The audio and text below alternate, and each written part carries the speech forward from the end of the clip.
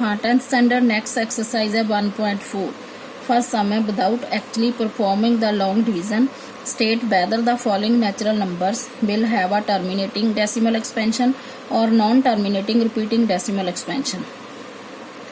हाँ ਇਹਦੇ ਵਿੱਚ ਬਿਨਾਂ ਡਿਵਾਈਡ ਕੀਤੇ ਤੋਂ ਦੱਸਣਾ ਹੈ ਕਿ ਇਹਨਾਂ ਦਾ ਪੁਆਇੰਟ ਜਿਹੜਾ ਪੁਆਇੰਟ ਲਾਉਣੇ ਆ ਡੈਸੀਮਲ ਲਾਉਣੇ ਆ ਉਹ ਟਰਮੀਨੇਟਿੰਗ ਹੈ ਜਾਂ ਨਾਨ ਟਰਮੀਨੇਟਿੰਗ ਹੈ। ਟਰਮੀਨੇਟਿੰਗ ਉਹ ਹੁੰਦਾ ਜਿਹਦੇ ਚ ਰਿਮਾਈਂਡਰ 0 ਹੋਵੇ, ਨਾਨ ਟਰਮੀਨੇਟਿੰਗ ਉਹ ਹੁੰਦਾ ਜਿਹਦੇ ਚ ਰਿਮਾਈਂਡਰ 0 ਨਾ ਹੋਵੇ, 0 ਤੋਂ ਬਿਨਾ ਕੁਝ ਹੋਰ ਹੋਵੇ।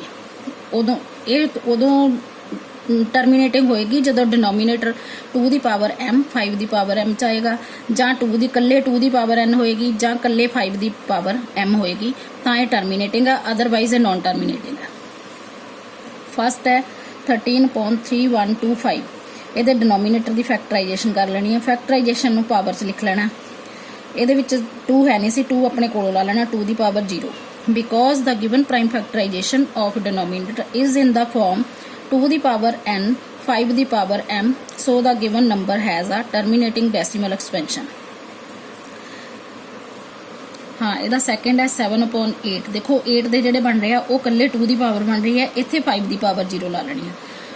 ਬਿਕੋਜ਼ ਦਾ ਪ੍ਰਾਈਮ ਫੈਕਟਰਾਈਜੇਸ਼ਨ ਆ ਹਰੇਕ ਚ ਲਿਖਣਾ because the prime factorization of the denominator is in the form of 2 ਦੀ ਪਾਵਰ m 2 ਦੀ ਪਾਵਰ 5 ਦੀ power m so the given number has terminating decimal expansion. हाँ नैक्सट है थर्ड 64/455 हाँ 455 ਦੇ ਚ ਫੈਕਟਰਾਈਜੇਸ਼ਨ ਕਰਦੇ ਆ। ਇਹਦੇ ਵਿੱਚ ਇੱਕ 5 ਆਉਂਦਾ, ਇੱਕ 7 ਆਉਂਦਾ, ਇੱਕ 13 ਆਉਂਦਾ। हाँ ਆਪਣੇ ਕੋਲ ਸਿਰਫ ਜਾਂ 5 ਦੀ ਇਕੱਲੇ ਦੀ ਪਾਵਰ ਹੋਣੀ ਚਾਹੀਦੀ ਹੈ, ਜਾਂ ਇਕੱਲੇ 2 ਦੀ ਪਾਵਰ, ਜਾਂ 5 ਤੇ 2 ਦੋਨਾਂ ਦੀ ਪਾਵਰ ਹੋਣੀ ਚਾਹੀਦੀ ਹੈ। ਇਹਨਾਂ ਤੋਂ ਬਿਨਾਂ ਜੇ ਕੋਈ ਹੋਰ ਆ ਜਾਂਦਾ ਤਾਂ ਇਹ ਨਾਨ ਟਰਮੀਨੇਟਿੰਗ ਆ। ਹੁਣ ਇਹਦੇ ਵਿੱਚ ਆਪਾਂ ਕੀ ਲਿਖਣਾ because the prime factorization of the denominator is not in the form of 2 ਦੀ ਪਾਵਰ n 5 ਦੀ power m so the given number has non terminating repeating decimal.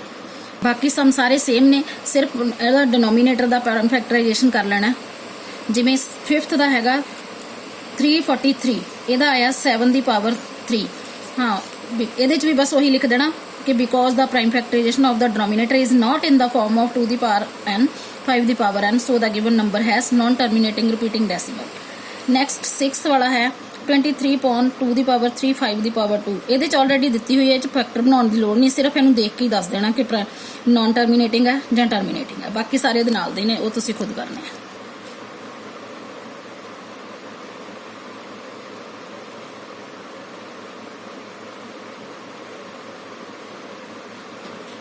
Second है write down the decimal expansions of those natural numbers in question 1 and which have terminating decimal expansion। हाँ ਆਪਾਂ first question ਕੀਤਾ ਸੀ, ਉਹਦੇ ਵਿੱਚ ਜਿਹੜੇ ਆਪਣੇ terminating ਸੀ ਆਪਾਂ ਉਹ ਸਾਰੇ ਲਿਖ ਲਏ ਜਿੰਨਿਆਂ ਦਾ ਟਰਮੀਨੇਟਿੰਗ ਸੀ। ਨਾਨ ਟਰਮੀਨੇਟਿੰਗ ਵਾਲੇ ਛੱਡ ਤੇ ਸਿਰਫ ਟਰਮੀਨੇਟਿੰਗ ਵਾਲੇ ਲਿਖਣੇ ਆ। ਹਾਂ ਫਸਟ ਸੀਗਾ 13.3125 ਇਹਦੇ ਚ ਆਪਣੇ ਕੋਲ ਕੱਲੀ ਪਾਵਰ 5 ਦੀ 5 ਆਈ ਸੀ।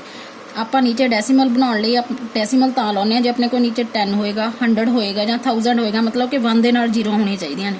ਆਪਣੇ ਕੋਲ 5 ਦੀ ਪਾਵਰ 5 ਹੈ, ਆਪਾਂ 10 ਤਾਂ ਬਣਾਵਾਂਗੇ ਜੇ ਪਾਵਰ ਸੇਮ ਹੋਊਗੀ, ਇਸ ਕਰਕੇ ਆਪਾਂ 2 ਦੀ ਪਾਵਰ 5 ਲਈ ਹੈ। 2 ਦੀ ਪਾਵਰ 5 ਨਾਲ ਉੱਪਰ ਮਲਟੀਪਲਾਈ ਕਰ ਲੈਣਾ, 2 ਦੀ ਪਾਵਰ 5 ਨਾਲ ਨੀਚੇ ਮਲਟੀਪਲਾਈ ਕਰ ਲੈਣਾ। 2 ਦੀ ਪਾਵਰ 5 ਦਾ ਮਤਲਬ ਹੈ 5 ਟਾਈਮਸ 2, ਨੀਚੇ ਇਹਨਾਂ ਦੋਨਾਂ ਨੂੰ ਮਲਟੀਪਲਾਈ ਕਰਾਂਗੇ 10 ਦੀ ਪਾਵਰ 5 ਹੋ ਜਾਏਗੀ। 10 ਦੀ ਪਾਵਰ 5 ਹੋ ਗਈ, ਉੱਪਰ ਇਹਨਾਂ ਸਾਰਿਆਂ ਨੂੰ ਮਲਟੀਪਲਾਈ ਕਰਕੇ ਲਿਖ ਲੈਣਾ। 10 ਦੀ ਪਾਵਰ 5 ਦਾ ਮਤਲਬ ਹੈ ਕਿ 1 ਦੇ ਨਾਲ 5 ਜ਼ੀਰੋਜ਼ ਲਾ ਲੈਣੀਆਂ ਨੇ। 5 ਜ਼ੀਰੋਜ਼ ਲਾ ਕੇ ਫਿਰ ਅੱਗੇ ਡੈਸੀਮਲ ਲਾ ਦੇਣਾ। ਡੈਸੀਮਲ ਕਿਵੇਂ ਲਾਣਾ, ਜਿੰਨੀਆਂ ਜ਼ੀਰੋਆਂ ਨੇ ਆਪਣੇ ਕੋਲ ਉਨੇ ਡਿਜਿਟ ਹੋਣੇ ਚਾਹੀਦਾ। ਆਪਾਂ ਪਿੱਛੇ ਗਿਣਨਾ ਸ਼ੁਰੂ ਕਰਦੇ ਹਾਂ ਰਾਈਟ ਤੋਂ 1 2 3 ਆਪਣੇ ਕੋਲ 5 ਜ਼ੀਰੋਜ਼ ਨੇ, ਇਸ ਕਰਕੇ 2 ਜ਼ੀਰੋਜ਼ ਲਾ ਕੇ ਪੁਆਇੰਟ ਲਾ ਦੇਣਾ। ਹਾਂ ਨੈਕਸਟ ਵਾਲਾ 7/8 ਸੇਮ ਇਹਦੇ ਨਾਲ ਦਾ। ਅਗਲਾ ਹੈ 15/1600 ਇਹਦੇ ਚ ਹੈਗੀ 2 ਦੀ ਪਾਵਰ 6 5 ਦੀ ਪਾਵਰ 2। ਹਾਂ ਆਪਾਂ ਇਹਨਾਂ ਦੀ 2 ਦੀ ਤੇ 5 ਦੀ ਪਾਵਰ ਸੇਮ ਕਰਨੀ ਹੈ। ਇਹਦੇ ਚ 6 ਹੈ, ਇਹਦੇ ਚ 2 ਹੈ, ਇਸ ਕਰਕੇ ਆਪਾਂ ਨੂੰ ਇਹ ਦੇਖਣਾ ਕਿ ਆਪਣੀ 5 ਦੀ ਪਾਵਰ 6 ਕਿਵੇਂ ਬਣੂਗੀ। 5 ਦੀ ਪਾਵਰ ਆਪਣੀ 6 ਤਾਂ ਬਣੂਗੀ ਜੇ ਆਪਾਂ 5 ਦੀ ਪਾਵਰ 4 ਹੋਰ ਲੈਂਦੇ ਆ। ਇਸ ਕਰਕੇ ਇਹਦੇ ਚ 5 ਦੀ ਪਾਵਰ 4 ਤੇ 5 ਦੀ ਪਾਵਰ ਨੀਚੇ ਮਲਟੀਪਲਾਈ ਕਰਨਾ। ਉਵੇਂ ਇੱਥੋਂ 10 ਦੀ ਬਣਾ ਲੈਣੀ ਆ, 10 ਦੀ ਪਾਵਰ 6 ਆ ਗਈ, 6 ਜ਼ੀਰੋਜ਼ ਲਾ ਕੇ ਉਵੇਂ ਜਿਵੇਂ ਪਹਿਲਾਂ ਕੀਤਾ ਉਵੇਂ ਡੈਸੀਮਲ ਲਾ ਲੈਣਾ। ਹਾਂ ਬਾਕੀ ਸਾਰੇ ਵੀ ਇਹਦੇ ਨਾਲ ਦੇ ਨੇ। ਮੇਨ ਗੱਲ ਇਹਦੇ ਚ ਇਹ ਹੈ ਕਿ ਨੀਚੇ ਆਪਾਂ 10 ਦੀ ਪਾਵਰ ਬਣਾਉਣੀ ਹੁੰਦੀ ਹੈ।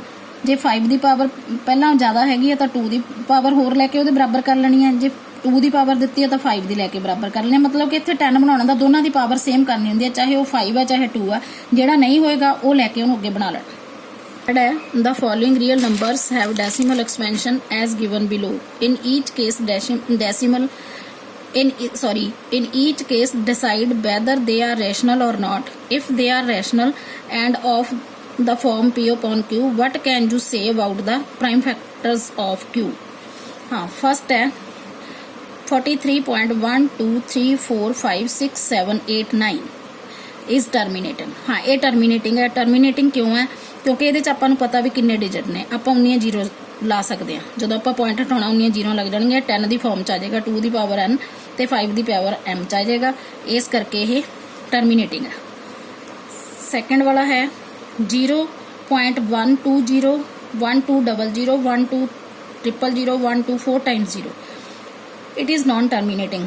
non terminating ਕੀ ਹੁੰਦਾ? ਜਿਹਦੇ ਚ ਰਕਮ ਸੇਮ ਨਾ ਹੋਵੇ, ਅੱਗੇ ਅਲੱਗ-ਅਲੱਗ ਹੋ ਜਾਵੇ। ਜਿਵੇਂ 120 ਹੈ, ਫਿਰ 1200 ਬਣ ਗਈ, ਫਿਰ 12000 ਬਣ ਗਈ, ਅੱਗੇ 0 ਵੱਧਦੀ ਜਾਂਦੀ ਹੈ। ਇਸ ਕਰਕੇ non terminating ਹੈ। non terminating ਉਹ ਹੁੰਦੀ ਹੈ ਜਿਹ ਚ ਰਿਪੀਟ ਨਾ ਹੋਵੇ। So it is rational number. Third है 43.123456789 बार ਦਾ ਮਤਲਬ ਹੁੰਦਾ ਵੀ ਦੁਆਰਾ ਉਹੀ ਅੱਖਰ ਸ਼ੁਰੂ ਹੋ ਜਾਣੇ ਨੇ। ਜਿਵੇਂ 9 ਤੱਕ ਖਤਮ ਹੋਇਆ, ਫਿਰ 1 2 3 4 5 6 7 8 9 ਅੱਗੇ ਹੀ ਚੱਲਦੇ ਜਾਣੇ ਆ। ਇਟ ਹੈਜ਼ ਟਰਮੀਨੇਟਿੰਗ ਡੈਸੀਮਲ, ਕਿਉਂਕਿ ਇਹ ਰਿਪੀਟ ਹੋਏ ਨੇ, ਇਸ ਕਰਕੇ ਇਹ ਟਰਮੀਨੇਟਿੰਗ ਆ। ਜੇ ਇਹ ਰਿਪੀਟ ਨਾ ਹੁੰਦੇ ਫਿਰ ਨਾਨ ਟਰਮੀਨੇਟਿੰਗ ਸੀ, ਜਿਵੇਂ ਉੱਪਰ ਵਾਲੇ ਚ। So the prime factorization of the denominator is in the form 2 ਦੀ ਪਾਵਰ n ਔਰ 5 ਦੀ ਪਾਵਰ m।